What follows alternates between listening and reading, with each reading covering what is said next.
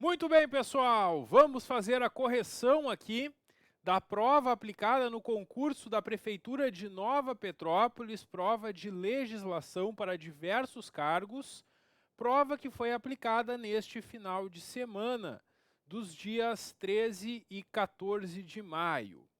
Eu ainda não recebi todas as provas, então se tu fez alguma prova para algum outro cargo, encaminha para o meu e-mail, que é gustavofregapane@gmail.com, que eu posso analisar também aí se cabem recursos ou não, inclusive em algumas, até mesmo de conhecimentos específicos, a gente dá uma olhada também, e se tiver algum possível recurso a gente pode indicar, dependendo, claro, da área.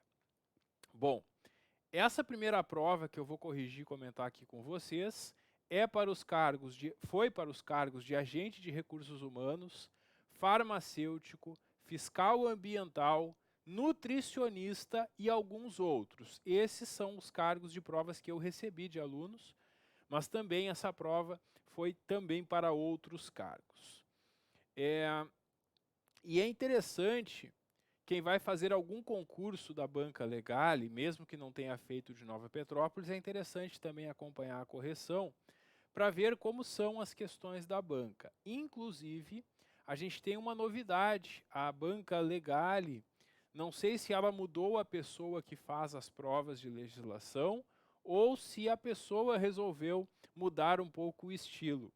A gente tem algumas questões nessa prova que são bem do estilo que a Legale vinha aplicando nos últimos concursos, mas também temos algumas questões um pouco novas, um pouco diferentes.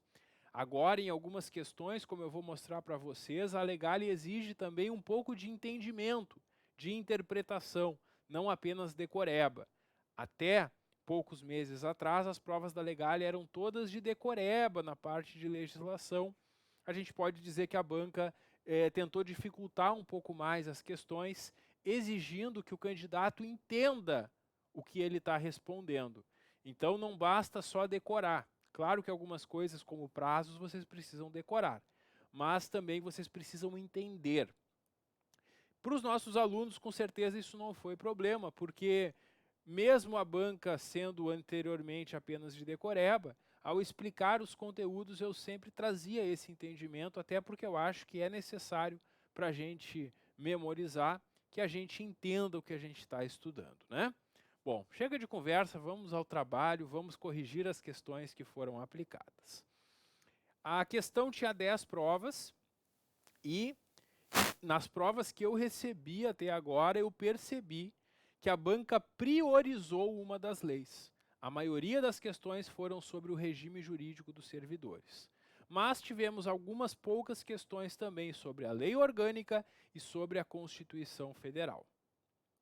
Vamos lá então, vamos ver as questões aplicadas. Bom, a questão 11 aqui desta prova é uma questão sobre a lei orgânica, que trata sobre os atos administrativos de competência do prefeito. Quem fez o curso conosco aqui no PGF sabe disso, né? Porque eu expliquei para vocês na aula sobre a lei orgânica, lá no artigo 77, que o prefeito edita alguns atos por decreto, outros por portaria e outros por contrato, né? E eu falei para vocês que a banca gostava de perguntar sobre isso, misturando o que é por decreto com o que é por portaria, ou até com o que é por contrato. E nessa questão, pessoal, a banca pede para tu responder quais atos devem ser expedidos por portaria. E quem foi nosso aluno sabe, lembrou na hora que portaria começa com a letra P de pessoal, lembra?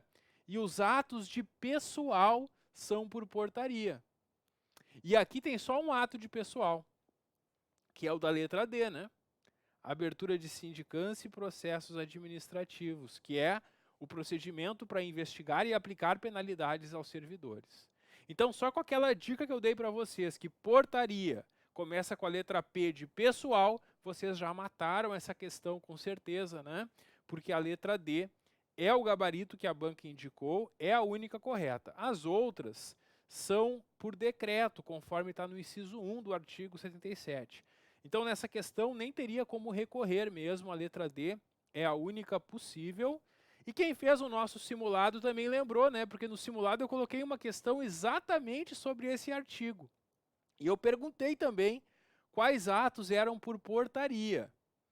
Inclusive, a gente comentou aqui na correção da questão no simulado, eu lembrei de vocês da dica que atos de pessoal são por portaria. Então essa questão foi bem tranquila, gostei dessa questão, porque sei que nossos alunos se saíram bem nela. Questão 12, a segunda questão de legislação dessa prova, fala sobre o controle interno, que está lá no artigo 48 da Lei Orgânica. E lá no artigo 48, a Lei Orgânica diz que o Poder Executivo, a Prefeitura, vai ter um sistema de controle interno, que é um órgão da Prefeitura que faz um controle interno, geralmente chamado de auditoria ou setor de controle interno ou controladoria.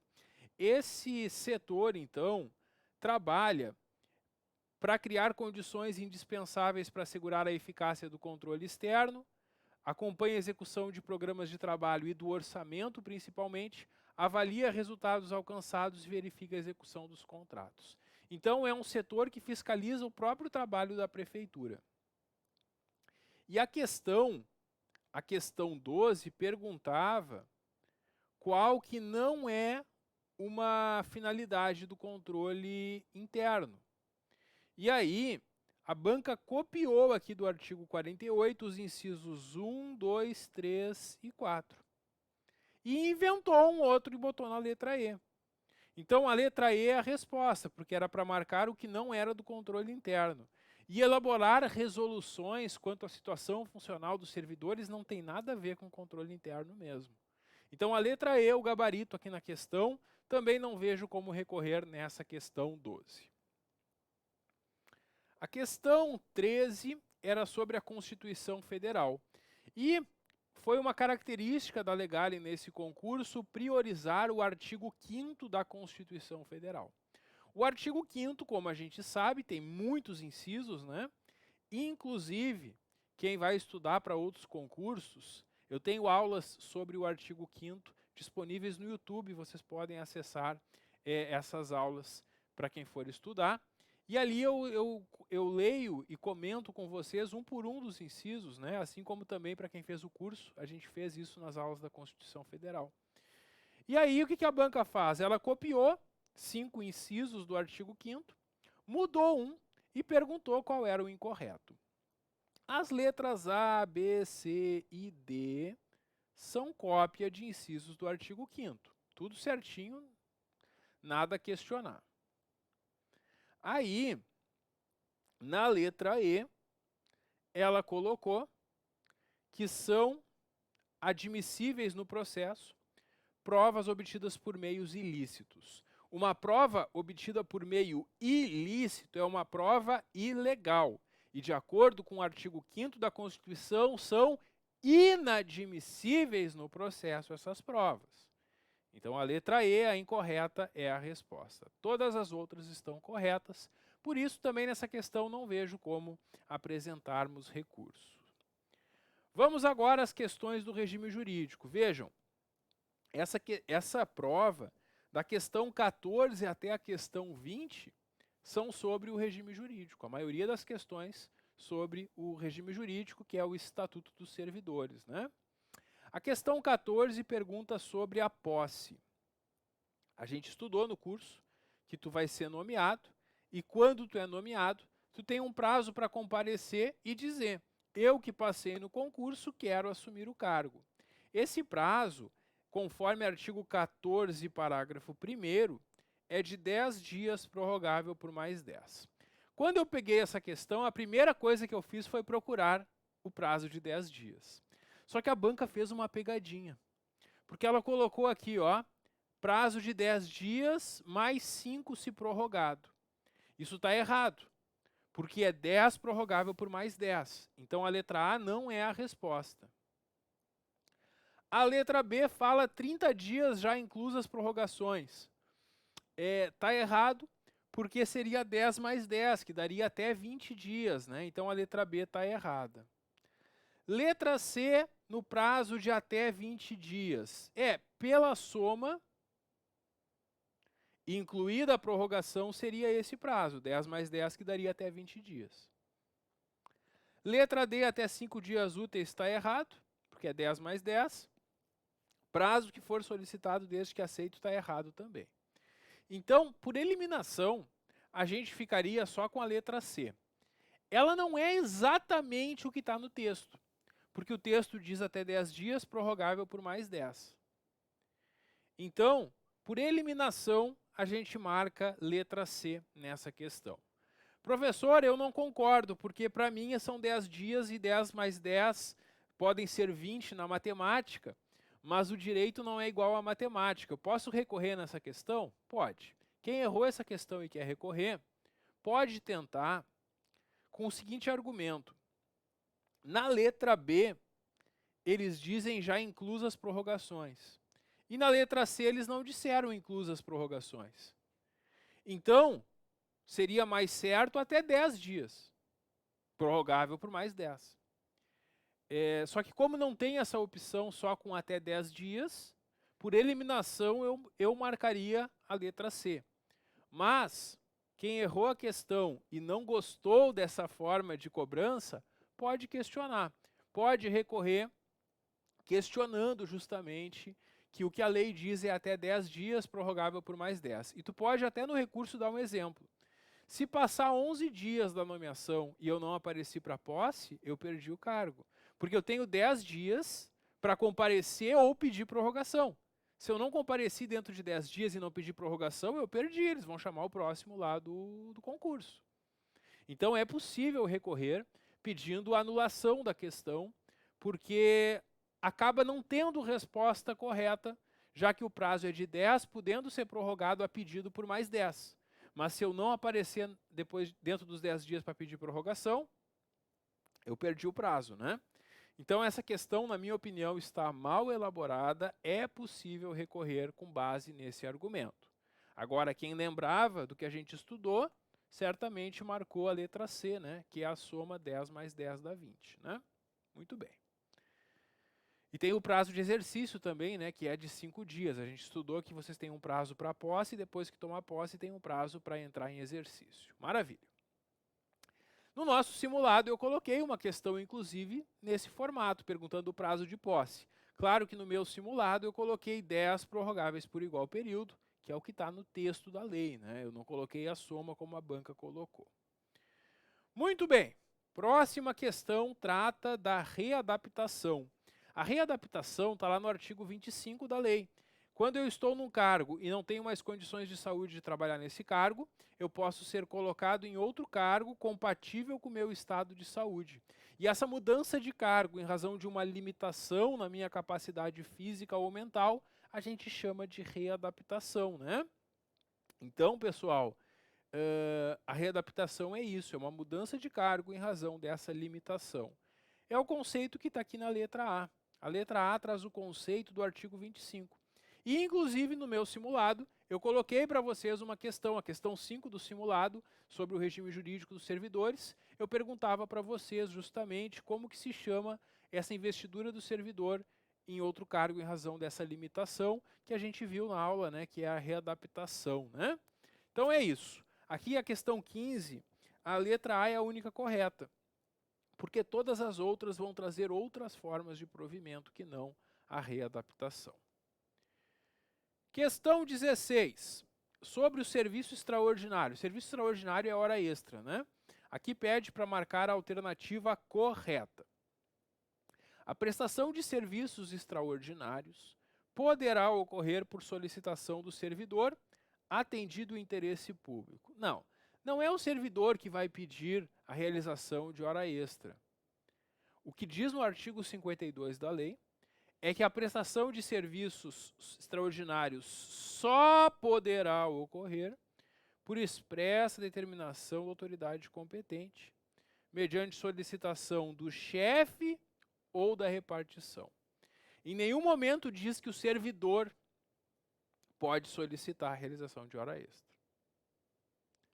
Então, com base no artigo 52, a letra A está errada. Letra B. O serviço extraordinário excepcionalmente poderá ser realizado sob a forma de plantões, para assegurar o funcionamento de serviços ininterruptos, que são aqueles serviços que não podem parar. É verdade, a gente tem isso no artigo 53, tem alguns serviços que não podem parar, e por isso eles podem ser em forma de plantão. A letra B está correta e é a resposta dessa questão. A letra C está errada porque o exercício de cargo em comissão ou função gratificada inclui a remuneração por serviço extraordinário. Está errado porque isso exclui. Quando um servidor que ocupa cargo em comissão ou função gratificada faz horas a mais, ele não recebe por elas, porque não tem direito a receber hora extra quem ocupa cargo em comissão ou função gratificada, conforme artigo 54. Então a letra C também está errada. Letra D, o serviço extraordinário é incompatível com o repouso semanal remunerado. Por quê? Da onde que tiraram isso? Não é incompatível. Eu posso fazer hora extra, inclusive no dia que seria do meu repouso. Não existe regra proibindo. Então a letra D está errada. Letra E, a remuneração pelo serviço extraordinário fica prejudicada pelo dobro, pelos atrasos, ausências e saídas. A questão estaria dizendo assim, ó, se tu chegar atrasado, tu vai ter descontado em dobro a hora extra. Isso nem faz sentido, né? Isso não existe.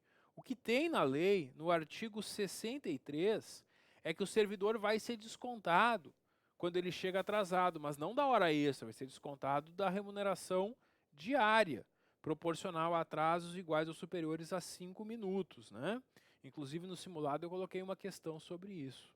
Mas não tem nada a ver isso com o serviço extraordinário. Então, pessoal, aqui a letra B é a única correta na questão 16, esse é o gabarito, nessa não vejo como recorrer. Questão 17. O cargo público pode ser provido por... as formas de provimento de cargo público a gente estudou lá no artigo 8º da lei. E eu comparei com vocês e eu falei que a banca gosta muito de perguntar quais são as formas de provimento e as de vacância. Inclusive a gente fez o quadro colocando elas lado a lado, né? E aí nós temos ali as formas de provimento, e essa questão, a única que apresenta uma forma de provimento é a letra C, reintegração. Por quê? Inomeação nem existe, né? É nomeação a forma. Descondução também não existe, é recondução. Despromoção também não existe, é promoção que é a forma. E inadaptação também não, é readaptação, né? Então a banca mudou todas as outras, a letra C é a única correta. Uma questão fácil demais para quem estudou. Está lá no artigo 8º e a gente estudou cada um desses conceitos, então era só lembrar deles, né? E inclusive no nosso simulado eu fiz uma questão perguntando sobre as formas de provimento, que no nosso simulado a resposta era recondução, né? E eu falei para vocês na aula que a banca gosta muito de perguntar essas formas de provimento, como ela fez nessa questão. Então, letra C, o gabarito, nessa também, não vejo como recorrer. Questão 18 sobre a gratificação natalina. Gratificação natalina é o 13º. E aqui a questão exigiu interpretação. Por quê?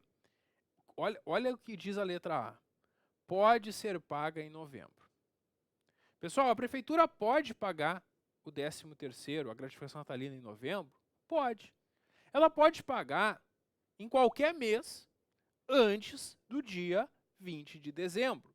Porque o artigo 73 prevê que tem que ser pago até, no máximo, dia 20. Se é no máximo dia 20, pode ser pago dia 20, dia 19, dia 18, dia 15, dia 10, dia 5, ou no mês anterior, no mês de novembro. Então a letra A está correta. Isso não está escrito na lei, isso é interpretação. Como eu falei para vocês, a Legália aqui evoluiu nesse sentido e está exigindo um pouco de interpretação nas questões também, não só a decoreba. E aqui, com base no artigo 73, a gente pode considerar essa correta. Inclusive, no nosso simulado, a questão 13 eu perguntava qual era esse prazo máximo de pagamento, que era até o dia 20 de dezembro. Podendo ser antes, só não pode ser depois, né? Bom, a letra B está errada, porque diz que o servidor exonerado perde integralmente o direito à gratificação natalina. Isso está errado, porque lá na aula eu comentei com vocês que o exonerado recebe o 13º proporcional aos meses trabalhados. Isso está lá no artigo 74. A letra C diz que a gratificação natalina será considerada para cálculo de outras vantagens. Isso está errado porque ela não será, conforme artigo 75. A letra D diz que a gratificação é inacumulável com outras gratificações. Não é, porque senão eu não poderia receber nenhuma outra gratificação. E não faria sentido, porque todos recebem 13º. Então ela não é inacumulável, pelo contrário, ela é acumulável com todas as outras gratificações. Então está errada a letra D. E letra E, o adicional de insalubridade ou noturno não são computados. Isso está errado, porque o artigo 72, parágrafo 1º, prevê que quem recebe insalubridade, periculosidade, penosidade ou adicional noturno, ou função gratificada, recebe isso também no 13º. Então a E também está errada. Letra A é o gabarito. Não vejo, sinceramente, como recorrer nessa questão, já que todas estão erradas, exceto a letra A, que é a única correta. Questão 19, o adicional por assiduidade. Lembra dele? A gente viu lá no artigo 83. A cada 10 anos trabalhando direitinho, sendo assíduo, tu recebe esse adicional. 10 anos é o prazo. E é isso que a banca perguntou. A letra A é o gabarito, conforme artigo 83. Questão 20. Essa eu sei que gerou dúvidas também, porque ela exigiu também um pouco de interpretação. Olha só. O servidor pode ser cedido para ter exercício em outro órgão. Quando um servidor concursado aqui da Prefeitura de Nova Petrópolis é cedido, é emprestado para trabalhar em outra prefeitura, ou no governo estadual, ou no governo federal. É possível cedências, elas são possíveis, elas estão no artigo 102. E elas são possíveis em 3 casos: para função de confiança, caso previsto em lei específica, e para cumprimento de convênio. Essas são as 3 situações em que é possível a cedência.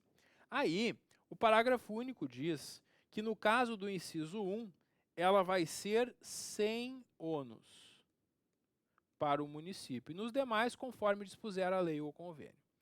Então, em resumo, quando o servidor é cedido para exercer uma função de confiança em outro lugar, a prefeitura não vai pagar nada. Onde ele vai trabalhar, que vai pagar o salário e a remuneração desse servidor. Já nos casos de leis específicas e convênios, pode ser com ou sem ônus. Porque a prefeitura pode fazer um convênio com a APAI e ceder um servidor e a prefeitura continuar pagando. Isso seria um exemplo de convênio. Então, no caso do inciso 1, é sem ônus. No caso do inciso 2 e 3, é com ou sem ônus, conforme tiver na lei ou no convênio. Entenderam? Agora vamos ver a questão. O servidor pode ser cedido para exercício de função de confiança, somente sem ônus para o município. Está correto. Porque é o que diz aqui no artigo 102, conjugado com o parágrafo único. Então a primeira está certa. Porque só pode ser sem ônus a função de confiança, não pode ser com ônus. Com ônus só é possível nos casos dos itens 2 e 3. Vamos ver a 2. Em casos previstos em lei específica, com ou sem ônus, está certo. Por quê? Diz aqui, ó, nos demais casos, conforme dispuser a lei ou convênio. Então a lei pode dizer que é com ou sem ônus. Então a 2 está correta. E a 3, para cumprimento de convênio somente sem ônus. Não, porque para o cumprimento do convênio pode ser com ou sem ônus, como o convênio dispuser. Então a 3 está errada. A 1 e a 2 corretas, a letra B vai ser o gabarito, que é o gabarito que a banca indicou. Então também nessa questão, não vejo como recorrer. Ela exigiu a interpretação e o entendimento do artigo 102 e do seu parágrafo único. Como eu falei para vocês, a banca aqui está dificultando um pouco mais. E quem for fazer concursos da banca legal daqui para frente, saiba que além de decorar e memorizar todos os pontos principais, vocês devem também interpretar na hora de resolver as questões. Então é isso, pessoal. Essa foi a correção desta prova. Eu vou corrigir as outras. Ainda não recebi todas, então se tu fez alguma prova que não era igual a essa, encaminha para o meu e-mail. Assim como também quem fez para os cargos de assistente administrativo, agente tributário, fiscal tributário, nos envia a prova que a gente também vai dar uma olhada na parte de específicos. Eu ainda não recebi também desses cargos, certo? Então é isso, pessoal. A gente se encontra aí nas outras correções. Até lá.